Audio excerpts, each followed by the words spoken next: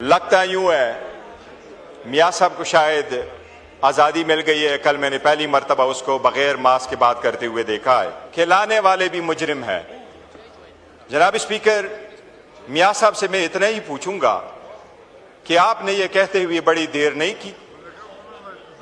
जब red carpet बिछाई गई, आपको लाया गया, डिस्क्वालिफिकेशन खत्म हुई, वो तो 2018 आप भूल गए। जनाब स्पीकर, बस थोड़ा सा जी, रेड कारपेट बिछाई गई, पुराने दोस्त के बारे उसको में लाया गया, बायोमेट्रिक्स करवाए गए, बगैर बेल के चले गए। लेकिन मियाँ साहब लोगों को भी कोई बड़े बड़े लेके आते हैं और वो खुद काफी बड़े। और जनाब स्पीकर, बैरिस्टर गौहर साहब, मैं आपके बाद ये मेंबर इलेक्ट जो हैं उन सबको भी 2-2 मिनट देना चाहता हूँ। जी जनाब स्पीकर, अगर थोड़ा टाइम। थैंक यू जनाब स्पीकर। मैं एक मुख्तसर बात करना चाह रहा था।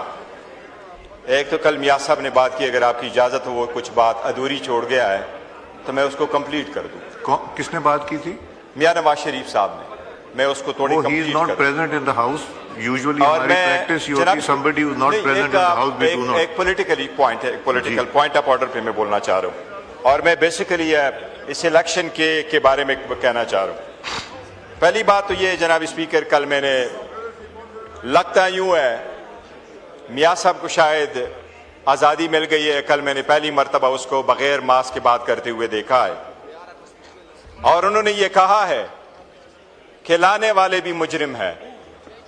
जनाब स्पीकर, मियाँ साहब से मैं इतना ही पूछूंगा कि आपने ये कहते हुए बड़ी देर नहीं की। जब रेड कारपेट बिछाई गई, आपको लाया गया, डिस्क्वालिफिकेशन खत्म हुई, वो तो 2018 आप भूल गए। जनाब स्पीकर, बस थोड़ा सा जी, मैं वैसे भी हमेशा मुख्तसर करता हूं। मियाँ साहब ने जनाब स्पीकर बड़ी देर कर दी है कहते कहते। रेड कारपेट बिछाई गई, पुराने दोस्त के बारे में उसको लाया गया, बायोमेट्रिक्स करवाए गए, बगैर बेल के चले गए, बगैर बेल के इंटर हो गए, जेल नहीं गए, डिस्क्वालिफिकेशन खत्म हुई, क्वालिफिकेशन आ गई है, फिर आपको दोबारा मैंडेट दिया गया और मैंडेट 12 मरतबा आपको दिया गया। जनाब स्पीकर, मैं ईमान की बात करना चाहता हूं। मैं मियाँ साहब को तनकीद नहीं बनाना चाह रहा जी, बट मैं ये कह रहा हूं कि कुछ हम यहां सारे बैठे हुए हैं, कुछ लोग यहां बैठे हुए मियाँ साहब के बलबोते आए होंगे, लेकिन मियाँ साहब लोगों को भी कोई बड़े बड़े लेके आते हैं और वो खुद काफी बड़े। और जनाब स्पीकर, मैं आपसे एक रिक्वेस्ट है, मैं हमेशा थोड़ी बात करता हूं, लेट मी फिनिश। जी जी, दे रहा हूं आपको। मैं ये कह रहा हूं जनाब स्पीकर, ईमान में कहता रहा हूं, ये कमजोर होता रहा है। शायद हम भी किसी के बलबोते पे होके आते हैं।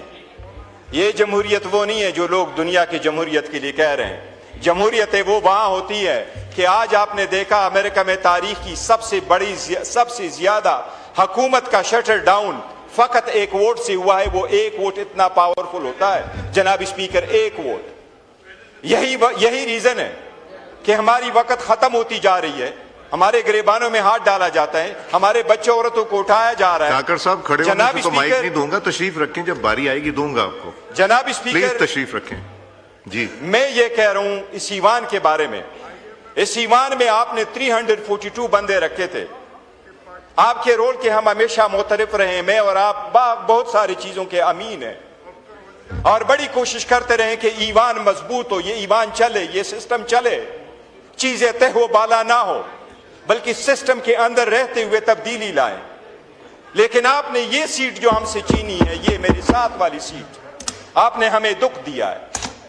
342 की ईवान में यह सीट कोई तोरगर वाली प्रोविंशियल असेंबली की सीट नहीं थी। यह हरिपुर की हमारे leader of the opposition Omar Ayub Khan की सीट है। जनाब स्पीकर, वी मीन इट। यह सीट हम जीत चुके थे। आपका हर मैंडेट गलत है, but we take a strong exceptions to this seat. आपके 342 सीट में से एक सीट हमारे पास होती, हम उसके साथ क्या तीर मारते। लेकिन हम ये समझते थे कि हमने कुर्बानियां दी है, हम पाकिस्तान के साथ रहे, हम अफवाज पाकिस्तान के साथ रहे, हम पाकिस्तान के अवाम के साथ रहे, हम रियासत के साथ रहे, हम इंडिया के खिलाफ थे, हैं और हमेशा रहेंगे। जनाब स्पीकर, हमें ये उम्मीद थी कि 342 की सीट में से ये एक सीट आप हमें छोड़ने देंगे, ये हमारी जीती हुई सीट थी। इतना तो